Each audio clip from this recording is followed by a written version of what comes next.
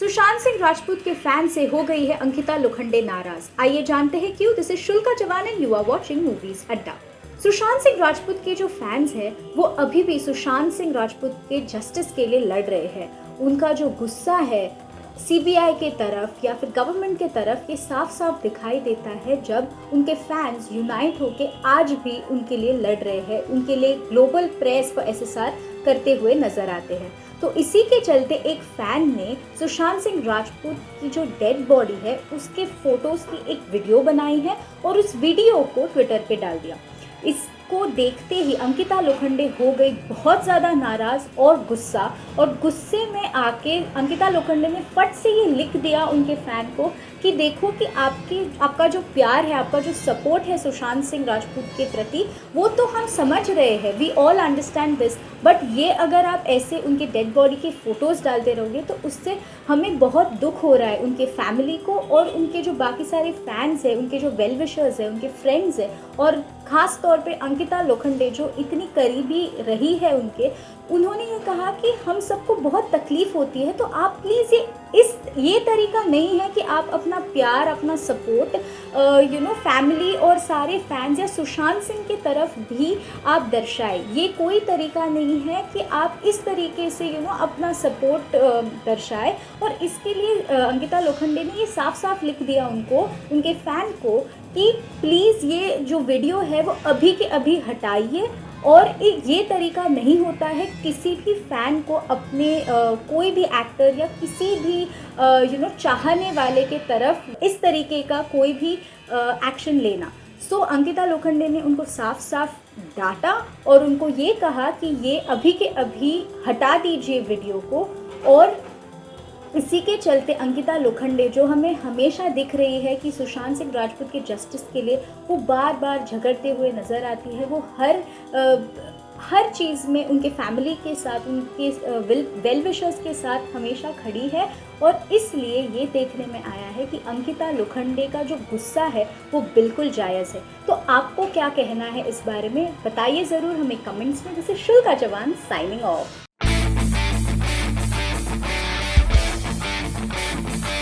क्या big boss 14 में देखने मिलेंगी राधे माँ? आइए जानते हैं। This is Shulka Jawan and you are watching movies Adda. Bigg Boss season 14 जल्दी आने वाला है और दोस्तों जैसे हम सभी को पता है कि बिग बॉस सीजन 14 बहुत ही कंट्रोवर्शियल हो गया है, बिकॉज जैसे कि हम सभी जानते हैं बिग बॉस ये जो शो है वो वैसे ही बहुत ज़्यादा कंट्रोवर्शियल है, बट इस साल वो ज़्यादा कंट्रोवर्सीज में आ रहा है, देखने मिल रहा है, because not only because of the lockdown, also because कि a lot of people are saying that boycott Big Boss season 14, but इस साल ये भी नहीं पता चल रहा है कि सीज़न में कौन कौन देखने मिलने वाले हैं।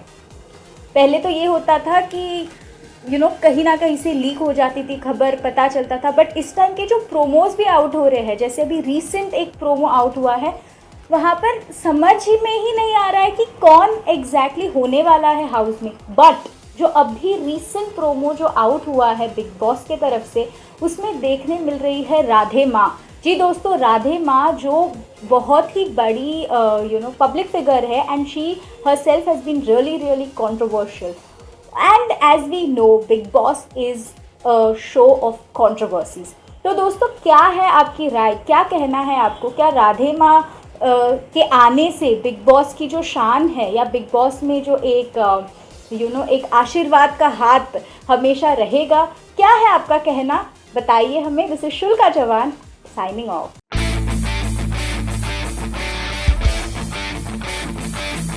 अरबाज खान ने डिफेमेशन का केस फाइल किया है। किन लोगों के अगेंस्ट अरबाज ने ये कदम उठाया है, स्ट्रॉन्ग एक्शन लिया है, चलिए आपको बताते हैं। Hello guys, welcome to movies Adda. मैं हूं ज्योति नाहक।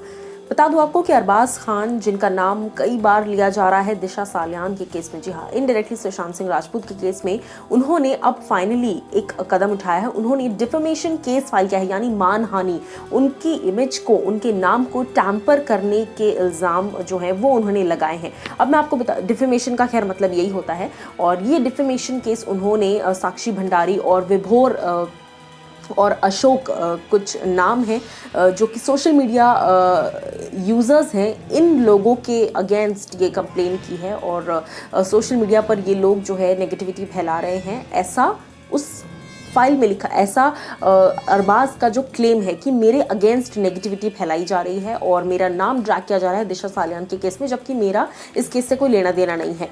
और इस तरह का जो कंटेंट इन्होंने अपने सोशल मीडिया पर डाला है, चाहे वो ट्विटर पर हो, फेसबुक पर हो या इंस्टाग्राम पर हो, इन जगहों पर तमाम तरीके से इन्होंने मेरे अगेंस्ट चीज़ें बोली है और मेरे अगेंस्ट चीज़ें डाली है। सो इन सभी को लेकर एक इंटरिम पास किया जाए और बॉम्बे सिविल कोर्ट में इस बात की अर्जी जो है वो दाखिल की है अरबाज खान जी ने। और उन्होंने ये भी कहा है कि इन सभी के खिलाफ एक इंटरिम सामने आना चाहिए, जहाँ पर इनको कहा जाए कि ये जो आपने कंटेंट डाला है पुल डाउन करो इस कंटेंट को, यानी कि निकाल लो इस कंटेंट को, क्योंकि मेरा इस केस से कोई लेना देना नहीं है। मेरा नाम बार बार ज़बरदस्ती मुझे डिफेम करने के लिए दिशा के केस में मेरा नाम इन्वॉल्व किया जा रहा है। तो देखना ही होगा कि क्या कुछ और चीज़ें सामने आती है, लेकिन क्या कुछ आपकी राय है इस पर, या आप मुझे ज़रूर बताइएगा कमेंट सेक्शन में।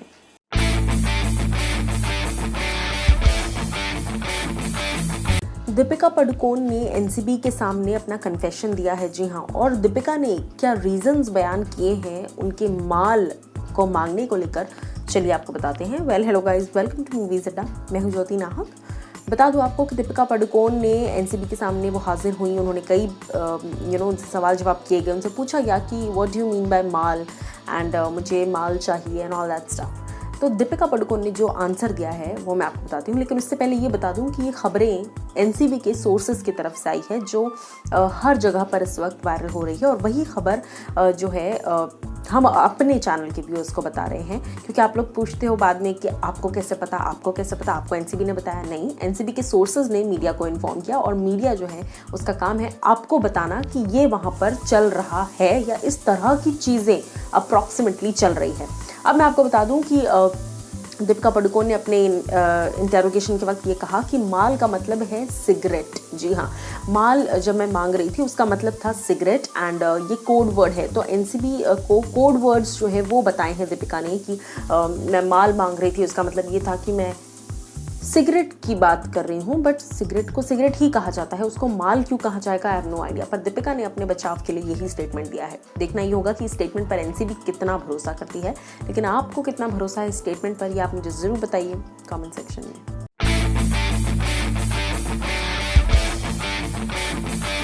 आपको याद होगा किस तरीके से सोशल मीडिया पर टेरेंस लुइस को ट्रोल किया जा रहा था बुरी तरीके से एक वीडियो को लेकर। अब मैं आपको बता दूं कि पहली बात तो वो वीडियो मॉफ्ड था, और दूसरी बात इस वीडियो पर खुद नोरा फतेही ने अपना जो है वो रिएक्शन दिया है। क्या कुछ उन्होंने कहा है, चलिए आपको बताते हैं। Hello guys, welcome to movies Adda. मैं हूं ज्योति नाहक।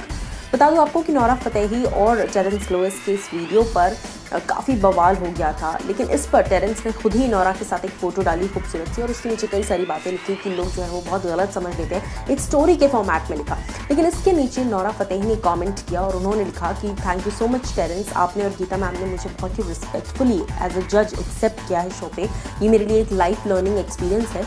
और सिर्फ इतना ही नहीं, बल्कि ये भी लिखा कि कभी मेरे साथ कोई मिसबिहेवियर नहीं किया, ना आपने ना गीता माँ ने, और उसके साथ साथ आपने हमेशा मुझे बहुत रिस्पेक्टफुली ट्रीट किया है। आजकल सोशल मीडिया पे बहुत आसान हो जाता है चीज़ें मॉफ करके मजाक बनाना, अपने मीम एडिक्शन को सेटिस्फाई करने के लिए लोग जो है वो मजाक में मॉफ करके वीडियोस डाल देते हैं, जिसके ऊपर बवाल हो जाता है। लेकिन थैंक यू सो मच कि आप खुद भी स्टैंड स्ट्रॉन्ग रहे, आप खुद भी चट्टान की तरह खड़े रहे, आपने अपनी भी डिग्निटी मेंटेन रखी और मेरी भी डिग्निटी मेंटेन रखी। ये कहना है नोरा फतेही का।